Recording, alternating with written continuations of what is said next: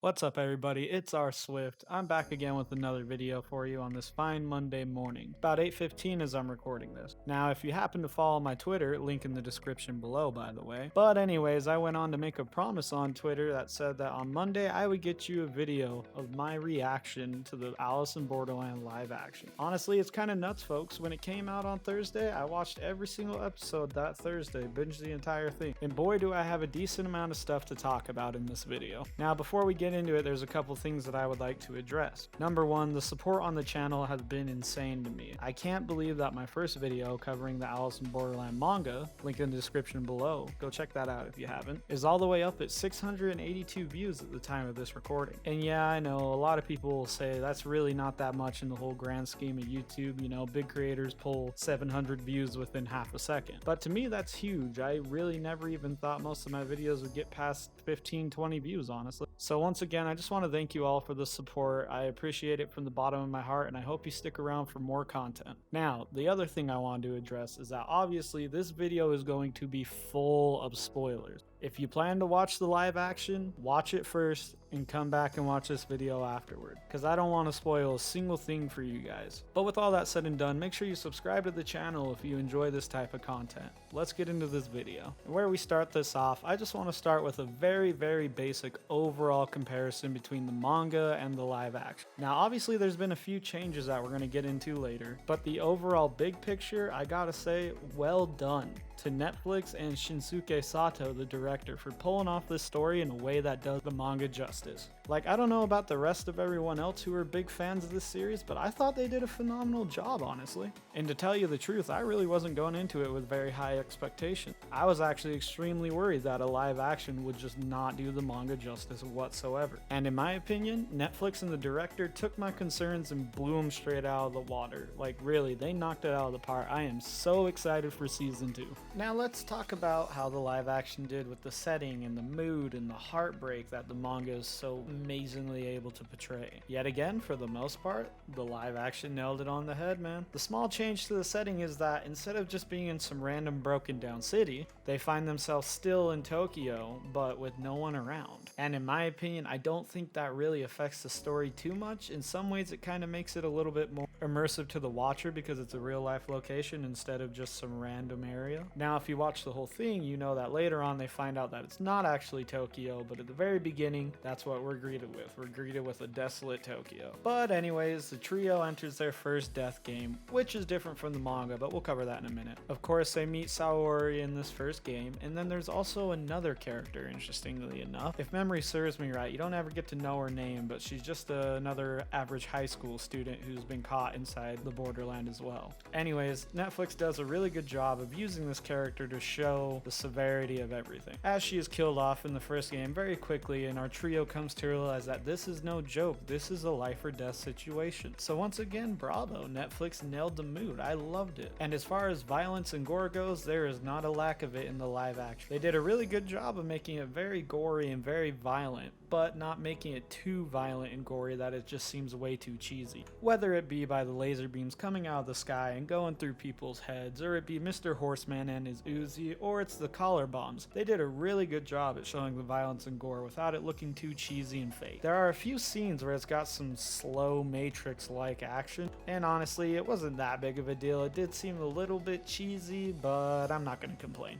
Now let's talk death game changes. As far as the first game that the trio enters, it's completely different than in the manga. If you remember correctly, in the manga, the point of the game is to pull fortunes that lead them to safety before all the lights on the lamps go off. But some of the paper fortunes have math questions on them, and depending on how far off they are from the original answer, is how many flaming arrows come out of the sky to murder them. And you may remember that for the final math question, their answer is 6,900 million, but the answer is actually 6,800 million. Therefore, 100 million flaming arrows come raining out of the sky to kill our crew. While running away from the arrows, they realize one of the fortunes leads them to a nearby bunker where they get out alive. Unfortunately, Choto has been shot in the leg by a flaming arrow and injured. Well, in the live action, it's completely changed. Our crew enters a hotel where they enter a room that has a death door and a life door. One way leads to the next part of the puzzle, and the other way, well, you getting yoinked, son, you're done for. As stated before, the young high school girl chooses the life door, and that's where her role in the live action ends, when she gets shot through the head with a laser right in front of our trio. The common things that these two games do share, though, is that Rohai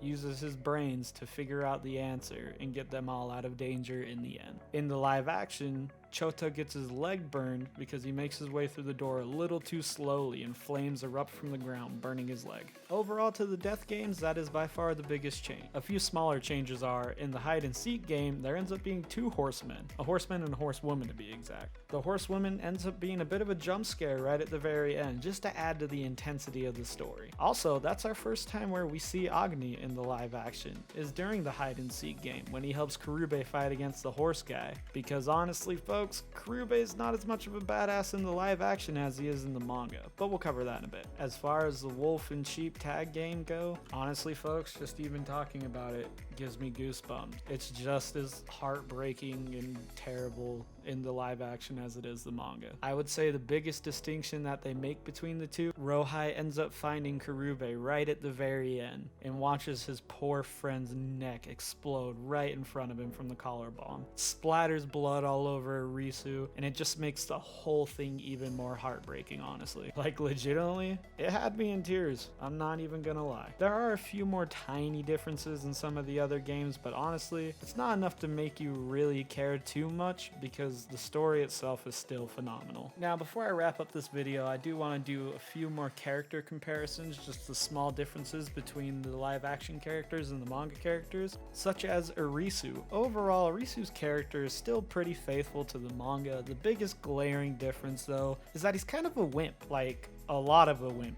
in the live action compared to the manga, which is a bit much at some points, to be honest with you, but it does make sense human nature wise. So honestly, it's completely fine by me. I'm sure his character growth in season 2 will make up for it completely. Now let's talk about Yuzuha. She's kind of the same, honestly. She's still just the badass female climber that she was in the manga. I have nothing but good things to say about her, honestly. I did really enjoy that they gave Choto more of a backstory, even though he was only in 3 episodes, but the whole religion cult thing, I thought it was really interesting, and I'm glad that they added that. As far as Karube goes, they stuck pretty well to his character. Like I said, he is also a bit more of a wimp than he is in the manga, but then again, how the live action portrayed him is probably more realistic than how the manga portrays him. Although you can't help but miss just the badass Karube just being a badass. Oh, and not to mention, Netflix is playing us dirty by adding in the whole thing about how he was going to propose to the girl at the bar after all this. Talk about a way to break your heart even more as you watch him accept his death. Saori's backstory is really interesting, honestly. You see her make her way up the corporate ladder in some very non-professional ways. We'll just leave it at that. And honestly, how they had her in the live action of basically Chota holding on to her, not letting her go after Risu, making her take her death whether she likes it or not, I think it makes a lot more sense than in the manga, in which she kind of just accepts her death and tells Risu to live on for her. Now let's quickly go over the Beach Boys real quick, shall we? First up, the Hatter. The actor who played the Hatter nailed it. Phenomenal performance. Absolutely loved it. Hatter's just as crazy you expect him to be, but his charisma is insane and you can really feel it while you're watching. Agni is still some badass commando dude. His character continued to be really true to the story still. He even has an epic part where he ends up punching a tiger in the face. As far as Chisia goes, I actually really liked how they have him. He obviously seemed a lot more narcissistic in the manga, but I do appreciate them toning that down in the live action. But don't get me wrong, the narcissistic undertones are still there with Chisia. Niragi and the last boss were also portrayed phenomenally, no complaints whatsoever. Overall, the actors for this series knocked it out of the park. I don't really know any of them from previous films or anything, but because of their acting in Alice in Borderland, I really do want to follow up with it. And now's the time that we finally wrap this video up. This is going to be my longest video by date, and I really hope you guys enjoy it. So, the question still is, should you watch the Alice in Borderland live action? And in my opinion, the answer is absolutely yes. I don't think you will regret watching this. You won't be wasting your time, and you'll be so excited for season 2 just like me. If you've already watched it, let me know what your opinion of it is in the comments down below. If you feel like doing so, leave a like on the video, leave a comment telling me how I did, and make sure to subscribe to the channel for more content like this. I really am motivated to make more videos, guys. When I'm stuck at work, all I can think about is ideas for new videos. I'm gonna try my absolute best to get one video out per week at minimum. I love you all. I hope you all have a good day. It's been your boy Rswift. Until we talk again, peace out, everybody.